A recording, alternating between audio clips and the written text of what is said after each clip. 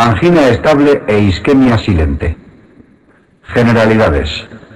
La angina estable es un proceso que se caracteriza por la presencia de dolor centrotorácico o precordial opresivo, con irradiaciones típicas hacia el brazo izquierdo por su borde cubital, la mandíbula, que es la más específica, o la escápula, que aparece ante esfuerzos de intensidad parecida, con el frío o el estrés, y que alivia con el reposo o con la nitroglicerina sublingual en menos de 15 o 20 minutos. Existe una clasificación de la Sociedad Cardiovascular Canadiense, SCC, en 4 grados de la angina, similar a la clasificación de la New York Heart Association, NYHA, para disnea también en 4 grados. Es decir, grado 1, aparición de angina con grandes esfuerzos. Grado 2, moderados esfuerzos. Grado 3, mínimos esfuerzos. Y grado 4, angina en reposo. Algunos pacientes, sobre todo ancianos, presentan equivalentes anginosos sin dolor torácico como disnea, sudoración, astenia, también desencadenados por el esfuerzo.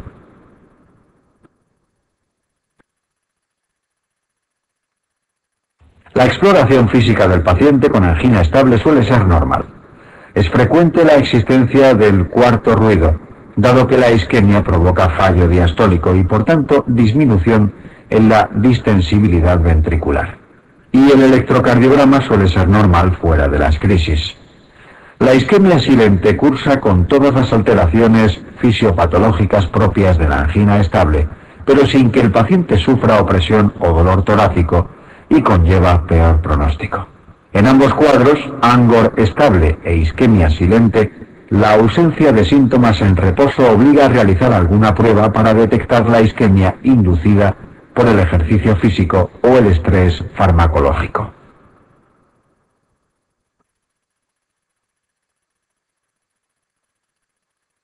Pruebas de detección de isquemia. Generalidades. La ausencia de síntomas en reposo en la angina estable obliga a realizar alguna prueba para detectar la isquemia inducida por el ejercicio físico o el estrés farmacológico. En este sentido, la prueba clásica es la ergometría, o prueba de esfuerzo convencional en cicloergómetro o en tapiz rodante. La ergometría convencional es la que presenta unos menores valores de sensibilidad, especificidad y valores predictivos. No obstante, al tratarse de un ejercicio fisiológico y disponer de la evidencia de su utilidad tras muchos años de empleo, sigue siendo la técnica de elección en la mayoría de casos. Por otra parte, aunque la sensibilidad de la ergometría en la enfermedad coronaria de un vaso es relativamente baja, 60-70%, el pronóstico de esos pacientes es similar con tratamiento médico o con revascularización, por lo que la ausencia de datos de mal pronóstico en la ergometría confiere cierta tranquilidad a la hora de evaluar el pronóstico del paciente.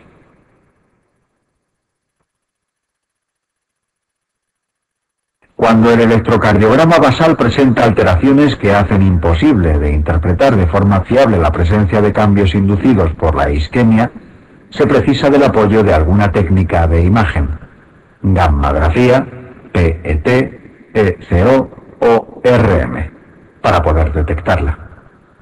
Igualmente, ante la imposibilidad de realizar ejercicio físico del paciente, por problemas motores o neurológicos, se recurre al estrés farmacológico para provocar isquemia, bien con dobutamina, inotropo o cronotropo positivo, o bien con adenosina o dipiridamol, por fenómeno de robo coronario.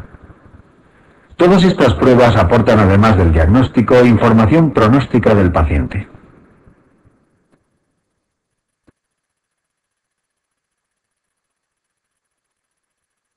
Ergometría. Interpretación. La ergometría es una técnica de provocación de isquemia en la cual, mediante el ejercicio físico, bien en cinta rodante o bien en bicicleta, se provoca un aumento en las demandas miocárdicas de oxígeno para intentar reproducir la isquemia en el paciente que en reposo no la presenta. Existen múltiples protocolos de ejercicio para provocarla, Bruce, Naughton, y la prueba se realiza controlando continuamente la tensión arterial, los síntomas y el electrocardiograma del paciente, En ocasiones se conecta la vía respiratoria del paciente a un analizador de gases, permitiendo el análisis del consumo de oxígeno, síntesis de carbónico, determinación del umbral anaerobio y otras variables de interés pronóstico en la insuficiencia cardíaca o en deportistas de élite para planificar su entrenamiento. Además puede ser útil para evaluar el control de la hipertensión arterial o investigar la existencia de arritmias inducidas por el ejercicio.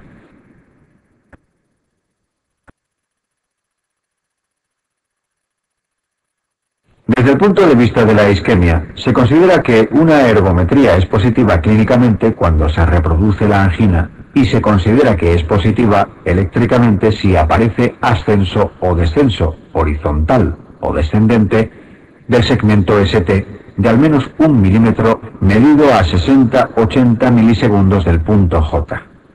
El punto J es el punto en el que el QRS se une con el segmento ST, es decir, donde acaba el QRS. No sirven para detectar isquemia los cambios en la onda T, dado que el ejercicio físico, por la hiperventilación que produce, habitualmente provoca inversiones de la onda T de forma fisiológica en individuos sanos. Tampoco sirven los ascensos de ST en derivaciones que tengan onda Q patológica de infarto previo, puesto que si se ha desarrollado un área disquinética aneurismática en la zona del infarto, es habitual que persista un ascenso de ST, expresión de dicha disquinesia y no de la isquemia.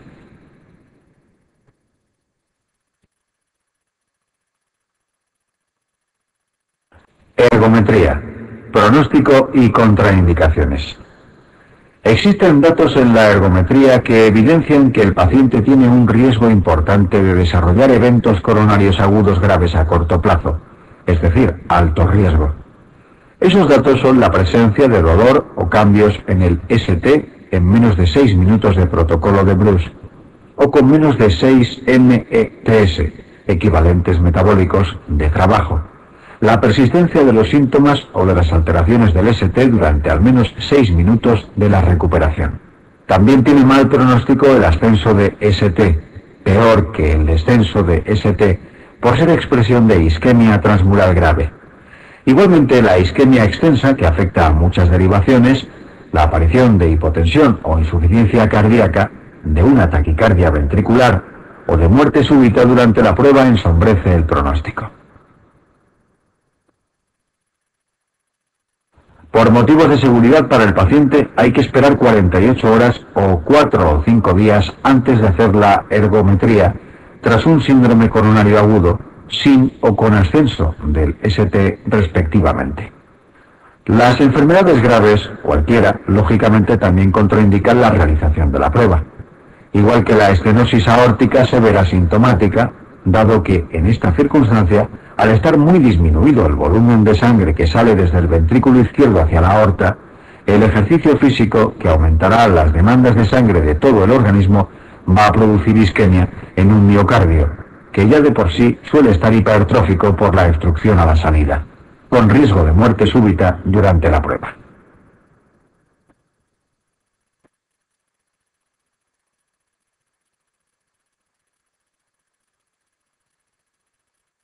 Ergometría, dificultades de interpretación. Existen alteraciones en el electrocardiograma que contraindican la realización de la ergometría, no porque el paciente no pueda hacerla, sino porque el médico no la puede interpretar. Estas alteraciones incluyen la presencia de un bloqueo de rama izquierda que altera tanto la repolarización que hace invisibles los cambios isquémicos a los ojos del electrocardiograma de 12 derivaciones.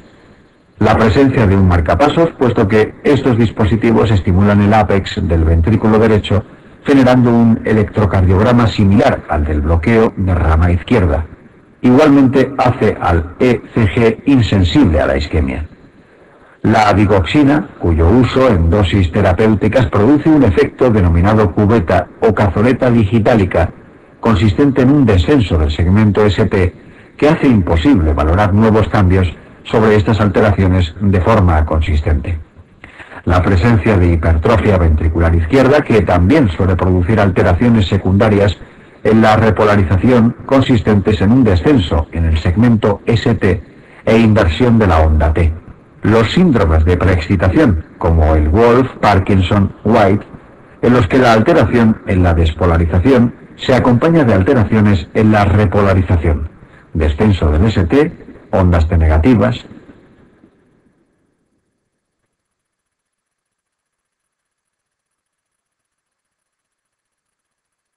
En estas situaciones el paciente, si necesita una ergometría, deberá ser complementada mediante una técnica de imagen para tratar de detectar la isquemia, ante la incapacidad del electrocardiograma de hacerlo.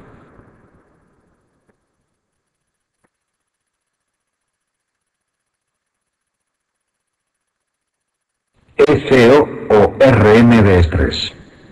La ecografía tiene como alternativa la resonancia magnética para pacientes con mala ventana ecográfica, debido a alta impedancia acústica del tórax por enfisema. La imagen ultrasónica reflejada es de escasa definición. Técnicas de contraste ecográficos, moléculas a modo de burbujas, mejoran la definición de los bordes endocárdicos y permiten mejor visualización de segmentos hipoaquinéticos isquémicos. El estrés se puede provocar mediante ejercicio, en bicicleta o en cinta rodante, para la ecografía, o mediante fármacos para la ecografía o la resonancia. Los fármacos empleados son dobutamina, inotropa positiva que exige a las células un aumento del trabajo y en las demandas de oxígeno, y el diripidamol o adenosina, mediante el fenómeno de robo coronario producen vasodilatación que deriva el flujo de forma preferencial a los territorios sanos. La técnica consiste en evaluar con la imagen, ecografía o resonancia, la contractilidad de las paredes del miocardio, tal que la isquemia inducida por el estrés producirá una hipocontractilidad de los segmentos afectados.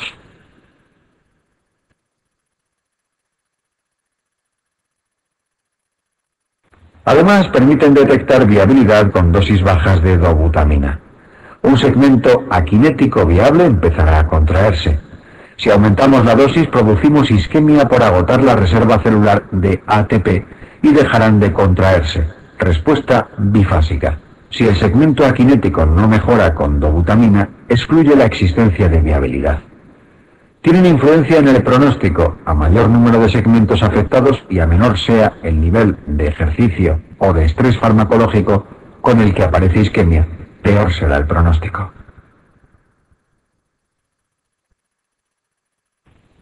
Existen técnicas para evaluar directamente la perfusión miocárdica comparando el contraste que alcanza un segmento determinado basalmente y tras emplear adenosina, tanto con contraste ecográfico, poco útil clínicamente, como con gadolinio en la resonancia, mucho más exacto.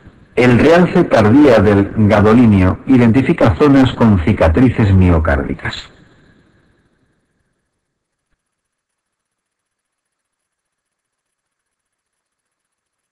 Gammagrafía, SPECT. Las técnicas isotópicas de gammagrafía o SPECT se pueden realizar con talio 201, con derivados del tecnecio 99, metaestable como MIBI, o con pirofosfato de tecnecio. El talio tiene una actividad metabólica similar al potasio. Por lo tanto, en reposo será captado por todas aquellas zonas que sean viables. Si detectamos mediante la realización de ejercicio o de estrés farmacológico una zona que no capta, es decir, fría, podría tratarse de un territorio necrótico o de un territorio que con el ejercicio se queda isquémico y pierde actividad metabólica. Repitiendo la prueba en reposo, podremos comparar las imágenes obtenidas en ambos momentos. Así, una zona fría con el ejercicio que permanece fría en reposo será una zona necrótica, mientras que una zona fría con ejercicio que recupera la captación en el reposo, es decir, reversible, nos indica la existencia de isquemia.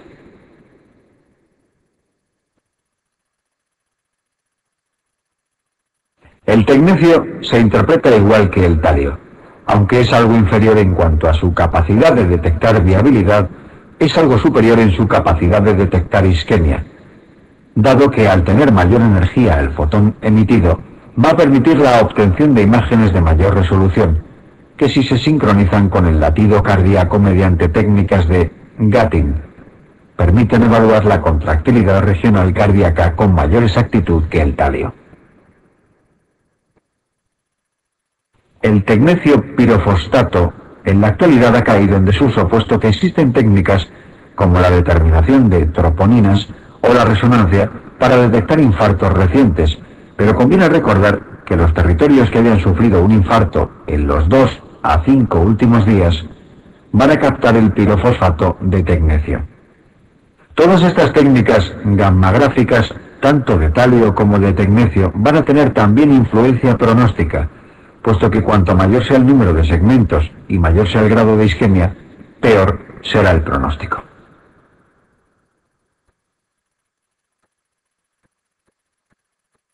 Coronariografía. Técnica e interpretación. La coronariografía es la técnica gold estándar para la detección de enfermedad coronaria en los pacientes.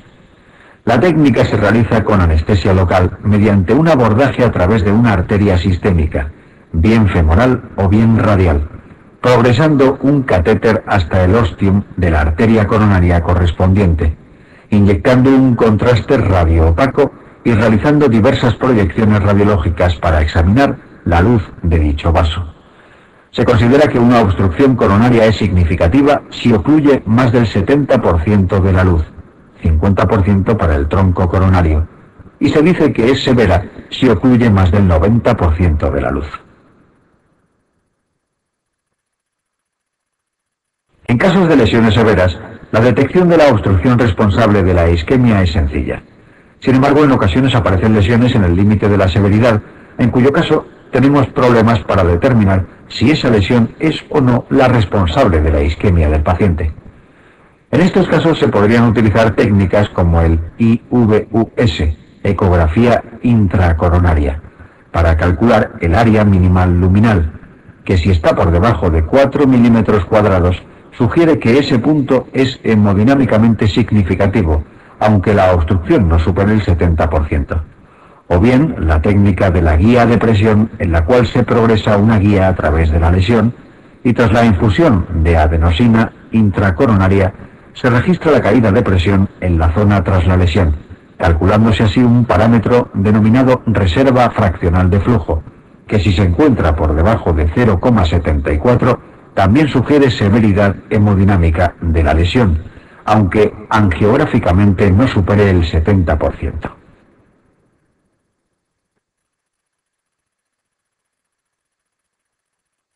Indicaciones.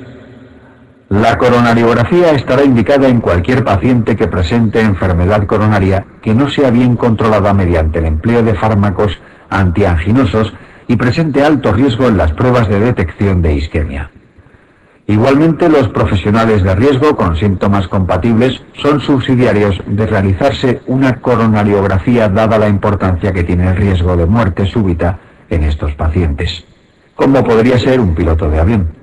Los pacientes que sobreviven un episodio de muerte súbita también tienen necesidad de realizarse una coronariografía, puesto que es la enfermedad coronaria la causa más frecuente de muerte súbita en nuestro medio.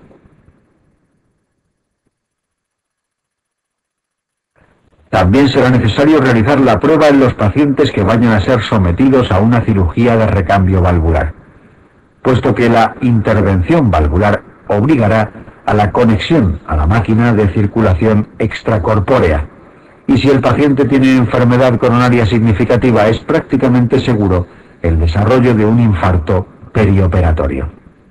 Por eso, en varones por debajo de 45 años o mujeres por debajo de 55 años, sin ningún factor de riesgo, podemos asumir que es poco probable la existencia de enfermedad coronaria, pero con edades por encima de esas, o bien ante la presencia de factores de riesgo, será obligatorio realizar la coronariografía antes de someterse a la cirugía valvular. Por último, en ocasiones, la coronariografía se indica en la fase aguda del infarto como tratamiento de reperfusión mediante angioplastia primaria.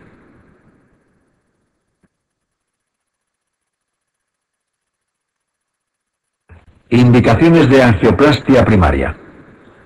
La coronariografía realizada para conseguir la revascularización del vaso obstruido mediante angioplastia durante la fase aguda de un SCA-CAST, es decir, en la fase aguda de un infarto, se denomina angioplastia primaria y puede ser el tratamiento elegido para conseguir la reperfusión en lugar de la fibrinólisis. Cualquiera de las dos opciones son válidas en muchos pacientes. Sin embargo, cuando presentan shock cardiogénico, está demostrado que el beneficio de la angioplastia supera al de la fibrinólisis siempre y cuando se realice en un centro con experiencia suficiente. En los infartos grandes, anterolaterales extensos, generalmente con edema agudo de pulmón, aunque la demostración estadística no está tan clara, también la tendencia es a preferir la angioplastia frente a la fibrinólisis.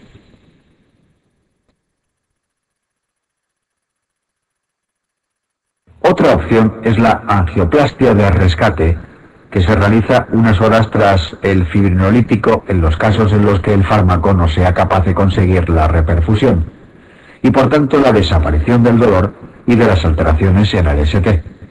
La angioplastia facilitada se está estudiando en la actualidad y consiste en la asociación de fibrinolítico con apsizimab, seguido unas horas después de angioplastia, con lo cual se evita la necesidad de disponer de un equipo de hemodinámica las 24 horas del día. Esta opción parece tener un riesgo de sangrado discretamente mayor que la angioplastia convencional, por lo que no está claro que sea igualmente válida.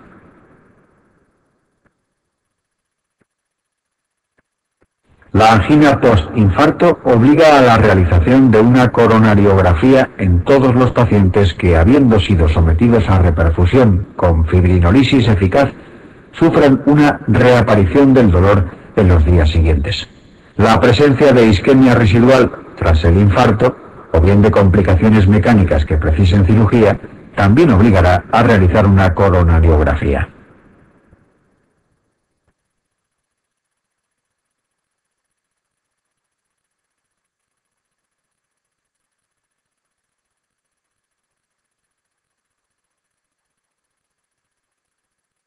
Angiografía coronaria con TC multicorte.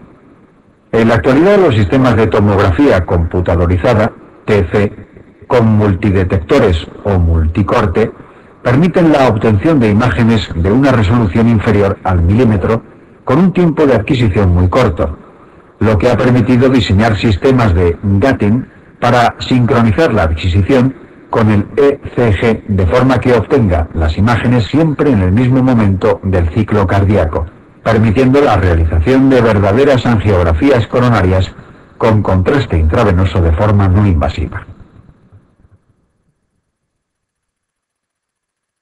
La principal limitación es la presencia de sustancias radioopacas en la pared del vaso que impiden la correcta visualización de su interior, como las calcificaciones coronarias o los stents metálicos.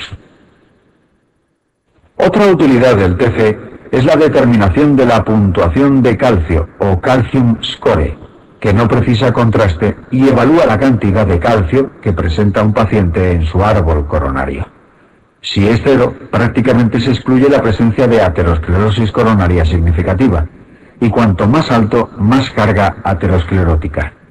No obstante, este score no permite predecir qué paciente va a sufrir un evento coronario agudo, por lo que la interpretación de un resultado positivo es similar a la presencia de factores de riesgo coronario.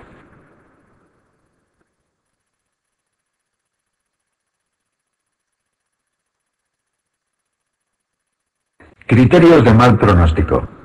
Criterios de mal pronóstico en la enfermedad coronaria. Como resumen, los datos que se consideran de mal pronóstico en la enfermedad coronaria son la presencia de disfunción ventricular, es decir, fracción de eyección baja, la presencia de clase funcional avanzada, es decir, disnea o angina de mínimos esfuerzos o de reposo, el número de vasos enfermos, cuanto más vasos peor pronóstico, la afectación del tronco coronario izquierdo, que ya de por sí es equivalente a la afectación de dos vasos, la presencia de isquemia o síntomas en reposo, la presencia de hipotensión en las pruebas de provocación, puesto que al realizar una ergometría con el ejercicio debería subir la tensión arterial, y si no sube, porque claudica el ventrículo, es un dato de mal pronóstico. La detección en la ergometría u otra prueba de detección de isquemia positiva precoz. Defectos de perfusión extensos en pruebas de imagen como la ECO o resonancia de estrés o gammagrafía con talio o tecnecio, así como la presencia de arritmias ventriculares o de muerte súbita.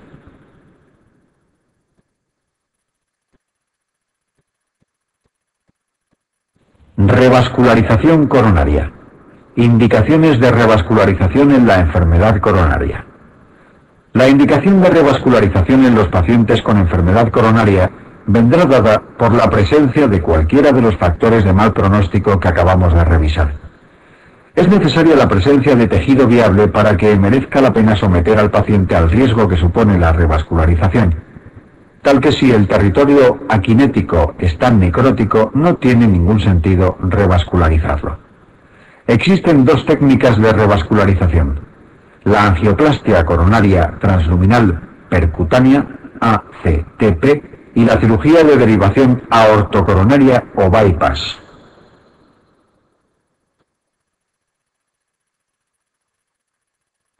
Elección de la técnica de revascularización.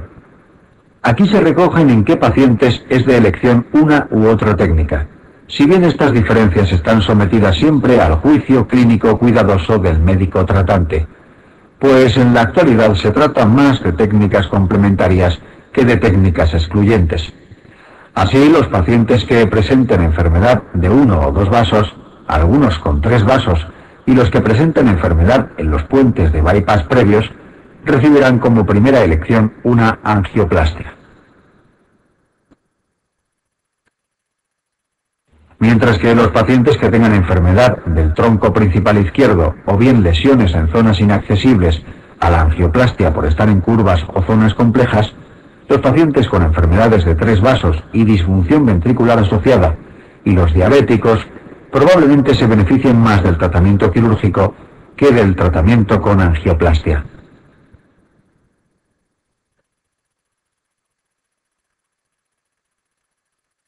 Las dos situaciones que vienen debajo, la enfermedad de 2 vasos, cuando uno sea la descendente, anterior, o la presencia de isquemia extensa, han sido tradicionalmente determinantes de opción quirúrgica, aunque en la actualidad la mayoría de los centros les someten a revascularización mediante angioplastia. Como ya hemos dicho, no se debe ser fundamentalista a la hora de clasificar a los pacientes, puesto que en ocasiones y en función de la experiencia del centro y del operador, determinados enfermos con la enfermedad del tronco o con enfermedad de 3 vasos y disfunción ventricular pueden someterse a tratamiento con angioplastia, especialmente con los nuevos stent farmacoactivos. Y en caso de reestenosis, someterse a cirugía, o bien tras la cirugía, la aparición de lesiones en los puentes supone la necesidad de un tratamiento con angioplastia, por lo que son técnicas, como decimos, más que excluyentes, complementarias.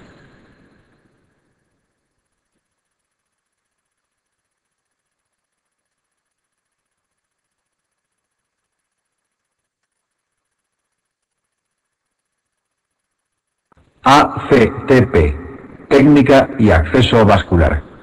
A través de un catéter hueco que canaliza el origen de la coronaria correspondiente, tras avanzar una guía metálica flexible a través de la lesión, se coloca un balón o globo inflable, de diferentes tamaños, enhebrado sobre la guía, y se procede a su inflado justo en el punto de la lesión coronaria, controlado radiológicamente. Posteriormente se desinfla el balón y se retiran los catéteres, habiendo conseguido la repermeabilización de la zona obstruida.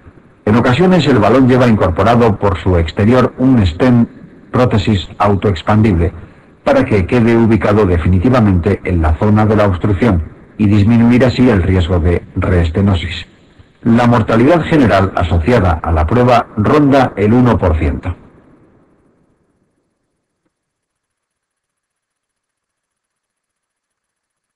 Las complicaciones del acceso vascular son mucho más frecuentes cuando se emplea el acceso femoral que en el radial. Si bien el acceso radial obliga a determinar de la existencia de permeabilidad en el arco palmar mediante la maniobra de Allen y exige un entrenamiento específico. Otra ventaja del acceso radial es la movilización precoz del paciente, que puede caminar precozmente, hecho que se suple en el acceso femoral con el empleo de dispositivos hemostáticos periarteriales con derivados de colágeno reabsorbibles que permiten la deambulación en unas horas, evitando la compresión arterial y el reposo prolongado que suelen precisarse tras la punción arterial femoral.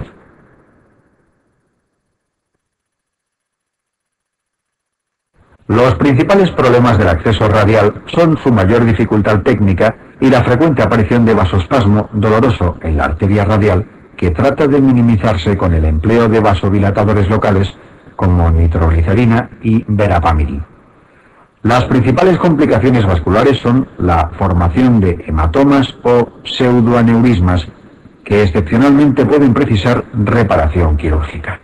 En este sentido, lo más temible es el sangrado retroperitoneal, que aunque raramente se puede asociar al abordaje femoral.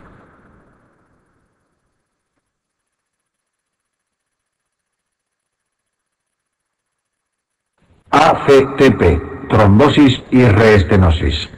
Tras una angioplastia queda expuesto el contenido de la placa estrujada contra la pared vascular por el balón al torrente sanguíneo, lo que puede provocar la trombosis de la zona, que clínicamente produce un síndrome coronario agudo en las días siguientes.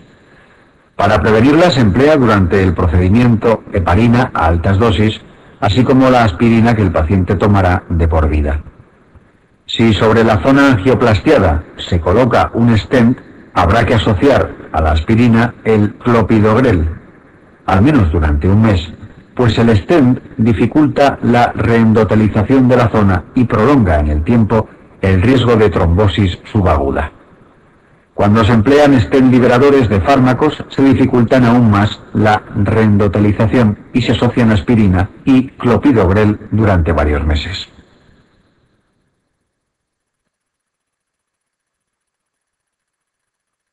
La reestenosis es una enfermedad nueva que consiste en una hiperproliferación desmesurada de músculo liso vascular y endotelio de la zona angioplastiada, que acaba produciendo una oclusión progresiva de la misma. No es un nuevo crecimiento de la placa de arteriosclerosis, sino un fenómeno de tipo tumoral policlonal del músculo liso y endotelio. Clínicamente se reconoce con aparición de angina de esfuerzo entre los 3-9 meses tras el procedimiento. Aparece en el 30-40% de las lesiones tratadas con angioplastia, con más frecuencia en diabéticos.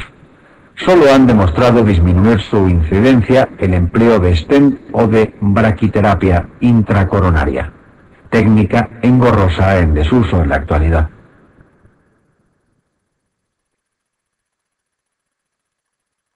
El stent simple consigue disminuir la incidencia a la mitad, y si se emplea un stent que libera lentamente fármacos antiproliferativos como taxanos o rapamicina, aún disminuimos más la incidencia de reestenosis.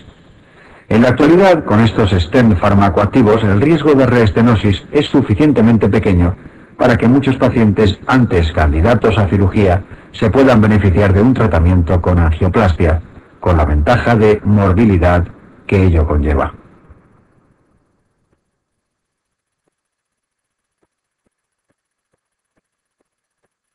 Bypass aortocoronario. Los problemas principales de la cirugía de revascularización mediante bypass aortocoronario son derivados de la circulación extracorpórea, que puede producir daño neurológico, renal o cardíaco por la hipoperfusión relativa que mantiene el paciente durante el procedimiento. Esto se trata de prevenir con soluciones protectoras e hipotermia. En este sentido, se están desarrollando técnicas de cirugía de derivación aortocoronaria sin circulación extracorpórea, es decir, con el corazón latiendo, mediante el desarrollo de una serie de dispositivos que permiten fijar la zona problema donde se va a realizar la anastromosis.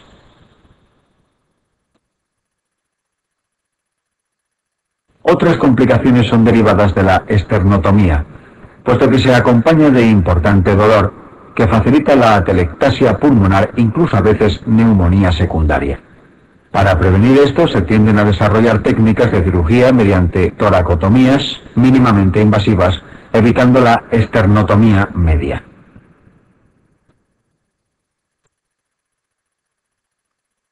Por otra parte, la permeabilidad a largo plazo de la cirugía es muy alta cuando se emplean bypass arteriales y baja cuando se emplean bypass de vena safena. De forma que los de safena a los 10 años con gran frecuencia tienen algún tipo de problema o están ocluidos, mientras que empleando la arteria mamaria interna izquierda o la mamaria interna derecha o ambas o puentes de la arteria radial, se podría conseguir un aumento en la permeabilidad a largo plazo, por lo que la tendencia actual es a tratar de realizar, en la medida de lo posible, técnicas de revascularización arterial completa. La fibrilación auricular posquirúrgica también es una complicación relativamente frecuente que se puede prevenir mediante el empleo de técnicas de tipo MACE modificado, o bien con la amiodarona durante unos meses tras el procedimiento.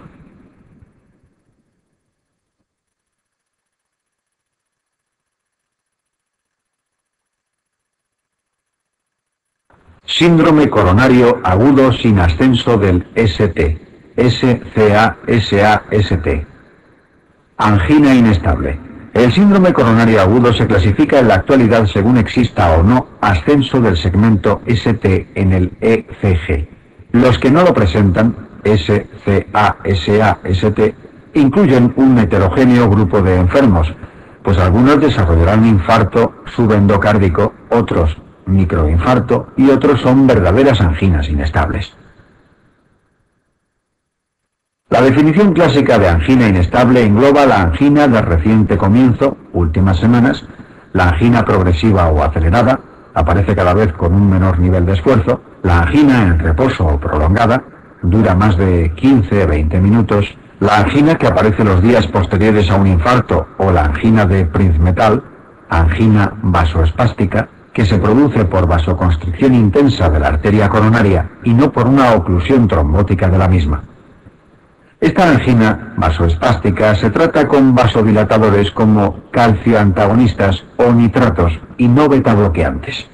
El test de la ergonovina o ergobasina, vasoconstrictor derivado del cornezuelo del centeno, permite detectar la presencia de vasoespasmo coronario durante la coronariografía en pacientes sensibilizados.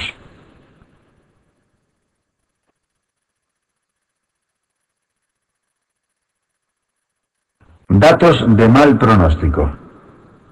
Los pacientes que sufren un SCA-SAST pueden presentar signos de mal pronóstico detectables clínicamente. Entre ellos están la edad avanzada, la diabetes que asegura prácticamente la afectación coronaria a múltiples niveles, la angina en reposo prolongada, la afectación hemodinámica secundaria a la isquemia, hipotensión, edema pulmonar, arritmias ventriculares, los cambios en el ST, el descenso del ST, que indica una isquemia más intensa que los cambios en la onda T, la presencia de disfunción ventricular o insuficiencia cardíaca, o bien la elevación de marcadores como troponina, proteína C reactiva o BNP, que marcan un mayor daño, ya que la troponina se elevará ante la necrosis, aunque sea de unas cuantas células, la proteína C reactiva ante la presencia de múltiples placas vulnerables inflamadas, y el BNP ante la presencia de, aunque sea discreta, disfunción ventricular durante el episodio.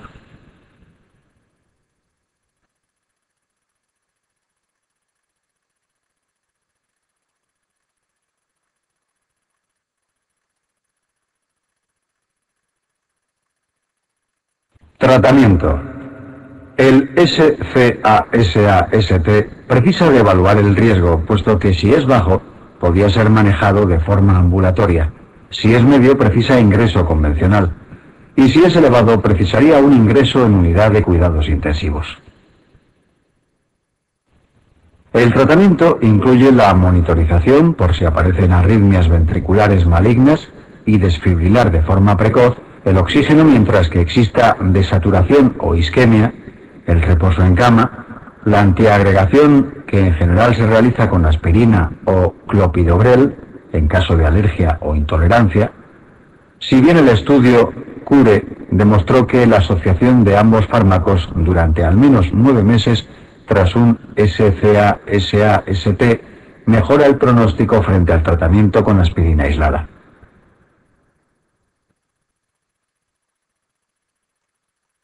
Los anti-2B3A intravenosos se emplean tirofiban o eptifibatide en caso de que haya datos de alto riesgo.